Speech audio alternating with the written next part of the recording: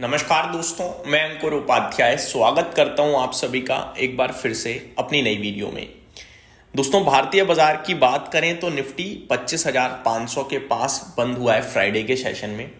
और कल के लिए अगर प्रिडिक्शन करने की कोशिश करें तो अमेरिका के बाजार से संकेत मिले जुले हैं। गिरकर खुले, एट द एंड रिकवर हो गए। रसल 2000 ऊपर बंद हुआ है, डाउ जोन्स ऊपर बंद हुआ है, नेस्डेक फ्लैट टू नेगेटिव बंद हुआ है। Currently Dow futures positive trade करते हुए दिखे हैं हमें, तो संकेत मिले जुले हैं। नेगेटिव भी नहीं बोलूंगा, पॉजिटिव भी नहीं बोलूंगा। एफआईडीआईज के डेटा की बात करें तो डेटा देखने में तो बहुत ही पॉजिटिव लग रहा है, बट इसमें एडजस्टमेंट हो सकता है। कैसा एडजस्टमेंट? भारतीय एयरटेल की ब्लॉक डील का। तो ये सारी चीजें अगर मैं अवॉइड करते हुए केवल भारतीय बाजार के पर्पस से बात करूं कि भैया भारत के बाजार में जो कुछ ट्रिगर है, जो कुछ इवेंट्स हैं, उनको देखते हुए हम डिसाइड करें कि तेजी या मंदी तो क्या हो सकता है, इसके बारे में बात करता हूं। पहले मैं आपको बताना चाहूंगा, ये एडजस्टमेंट जरूर होगा, लेकिन एडजस्टमेंट के बावजूद भी मुझे ये डेटा पॉजिटिव ही लग रहा है। और मैं ये ऐसा इसलिए कह रहा हूं क्योंकि आप सोचो, ब्लॉक डील हुई, ब्लॉक डील में एक बेचेगा एक खरीदेगा, यहां दोनों का फिगर पॉजिटिव आ रहा है। तो मेरे को लगता है ये डेटा डेफिनेटली पॉजिटिव है। जितना पॉजिटिव दिख रहा है शायद उतना ना हो, लेकिन पॉजिटिव ही मानूंगा मैं इसे। वहीं दूसरी तरफ अगर देखें इंडेक्स फ्यूचर और स्टॉक फ्यूचर्स में, तो उसमें भी आपको बताना चाहूंगा कि कैसा डेटा दिख रहा है। अगर इंडेक्स फ्यूचर्स की बात करी जाए तो करीब 2700 करोड़ की बिकवाली करी है और स्टॉक फ्यूचर्स में करीब 1500 करोड़ की बिकवाली करी है। इंडेक्स फ्यूचर्स में निफ्टी में बिकवाली करी है और स्टॉक फ्यूचर्स में तो हमें पता नहीं चलेगा कौन से स्टॉक में करी है। ओवरऑल स्टॉक्स की बात होती है यहाँ पे। अब बढ़ते हैं आगे निफ्टी की तरफ। निफ्टी में दोस्तों 25,500 पे हमारी क्लोजिंग है। मेरा मानना ये है, नीचे की हम बात नहीं करेंगे। 25,400 भी आ सकता है, 300 भी आ सकता है, 200 भी आ सकता है। ऊपर में 25,600 निकालना बड़ा इंपॉर्टेंट है। और जैसे ही हम 25,600 निकालेंगे, मेरे को लगता है हम 700 750 की तरफ आगे बढ़ेंगे और फिर एक्सपायरी रिलेटेड एक्शन हो सकता है, क्योंकि परसों एक्सपायरी भी है।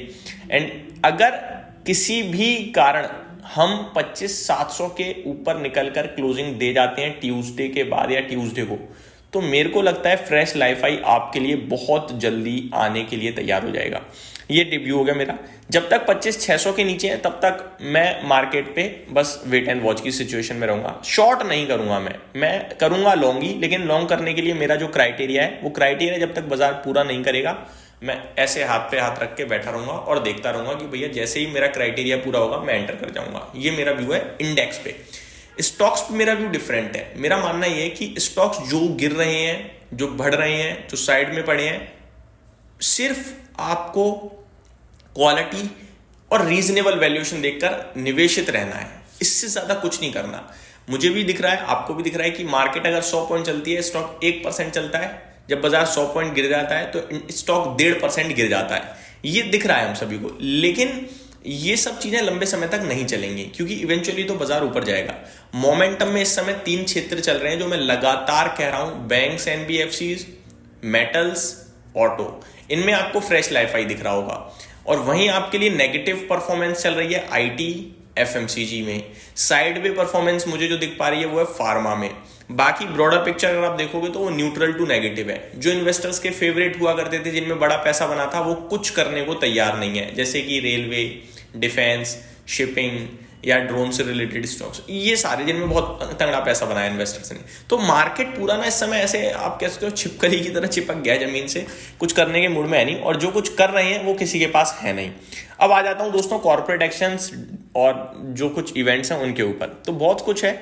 सबसे पहले मैं आप सभी के साथ डिस्कस करना चाहूंगा इस जो इंपॉर्टेंट चीजें उनके बारे में बात करें तो एक तो आपके लिए अर्निंग सीजन चल रहा है, तो वो तो एक्शन में रहेगा ही रहेगा। कुछ बड़े नाम मैं आपको बताना चाहूंगा, जैसे कि वोडाफोन आइडिया है, फोर्टीज है, हीरो मोटोकॉप है, रिलायंस इंफ्रास्ट्रक्चर है, आरवीएनएल है, टाटा पावर है, कोचिन शिपयार्ड है, होनासा कंज्यूमर है, आईआरसीटीसी है, नज़ारा टेक्नोलॉजीज है, एशियन पेंट है, फर्स्ट क्राई है। ये कुछ स्टॉक्स हैं जिनके आपके लिए रिजल्ट्स आते हुए दिखेंगे, देखना जरूरी होगा।